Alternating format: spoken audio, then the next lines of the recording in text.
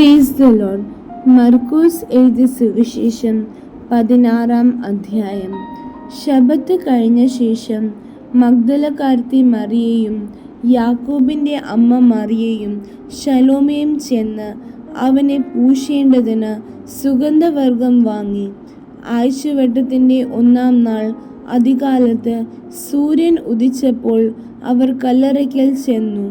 കല്ലറയുടെ വാതിൽക്കൽ നിന്നു നമുക്ക് വേണ്ടി ആര് കല്ല് ഉരുട്ടിക്കളയുമെന്ന് തമ്മിൽ പറഞ്ഞു. അവർ നോക്കിയാറെ കല്ല് ഉരുട്ടിക്കളഞ്ഞതായി കണ്ടു. അത് ഏറ്റവും വലുതായിരുന്നു. അവർ കല്ലറയ്ക്കകത്ത് കടന്നപ്പോൾ വെള്ള നിലയങ്കി ധരിച്ച ഒരു ബാല്യക്കാരൻ വലത്തുഭാഗത്ത് ഇരിക്കുന്നത് കണ്ടു ഭ്രമിച്ചു. അവൻ അവരോട്, ഭ്രമിക്കേണ്ട, ക്രൂശിക്കപ്പെട്ട നസ്രയനായ യേശുവിനെ നിങ്ങൾ അന്വേഷിക്കുന്നു. അവൻ ഉയിർത്തെഴുന്നേറ്റു. അവൻ ഇവിടെയില്ല. അവനെ വച്ച സ്ഥലം ഇതാ.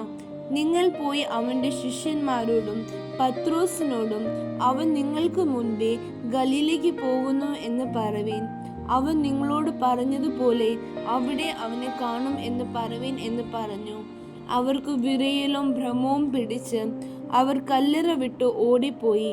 അവർ ഭയപ്പെടുകയാൽ ആരോടും ഒന്നും പറഞ്ഞില്ല. അവൻ ആഴ്ചവട്ടത്തിൻ്റെ 1-ാം നാൾ രാവിലെ ഉയിർത്തെഴുന്നേറ്റിട്ട് താൻ 7 ഭൂതങ്ങളെ പുറത്താക്കിയിരുന്ന മഗ്ദലക്കാരത്തി മറിയയ്ക്ക് ആദ്യം പ്രത്യക്ഷനായി. അവൾ ചെന്ന് അവനോടുകൂടെ ഇരുന്നവരായി ദുഃഖിച്ചും കരഞ്ഞും കൊണ്ടിരിക്കുന്നവരോട് അറിയിച്ചു. അവൻ ജീവനോടിരിക്കുന്നുവെന്നും അവൾ അവനെ കണ്ടു എന്നും അവർ കേട്ടപ്പോൾ വിശ്വസിച്ചില്ല.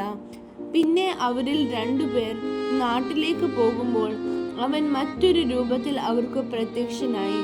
അവർ പോയി ശേഷമുള്ളവരോട് അറിയിച്ചു. അവരുടെ വാക്കും അവർ വിശ്വസിച്ചില്ല. പിന്നത്തേതിൽ 11 ഭക്ഷണത്തിനിരിക്കുമ്പോൾ അവൻ അവർക്ക് പ്രത്യക്ഷനായി. തന്നെ ഉയിർത്തെഴുന്നേറ്റവനായി കണ്ടവരുടെ വാക്ക് വിശ്വസിക്കായ്കയാൽ അവരുടെ അവിശ്വാസത്തെയും ഹൃദയകാഠിന്യത്തെയും ശാസിച്ചു. പിന്നെ അവൻ അവരോട്, നിങ്ങൾ ഭൂലോകത്തിലൊക്കെയും പോയി സകല സൃഷ്ടിയോടും സുവിശേഷം പ്രസംഗിപ്പീൻ. വിശ്വസിക്കുകയും സ്നാനമേൽക്കുകയും ചെയ്യുന്നവൻ രക്ഷിക്കപ്പെടും. വിശ്വസിക്കാത്തവൻ ശിക്ഷാവിധിയിൽ അകപ്പെടും.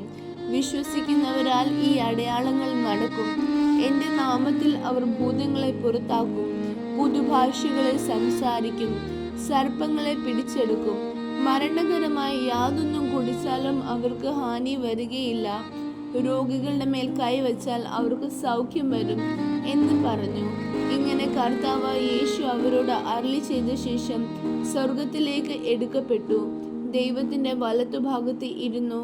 അവർ പുറപ്പെട്ട് എല്ലായിടത്തും പ്രസംഗിച്ചു. കർത്താവ് അവരോടുകൂടെ പ്രവർത്തിച്ചും അവരാൽ നടന്ന അടയാളങ്ങളാൽ വചനത്തെ ഉറപ്പിച്ചും പോന്നു. ആമേൻ.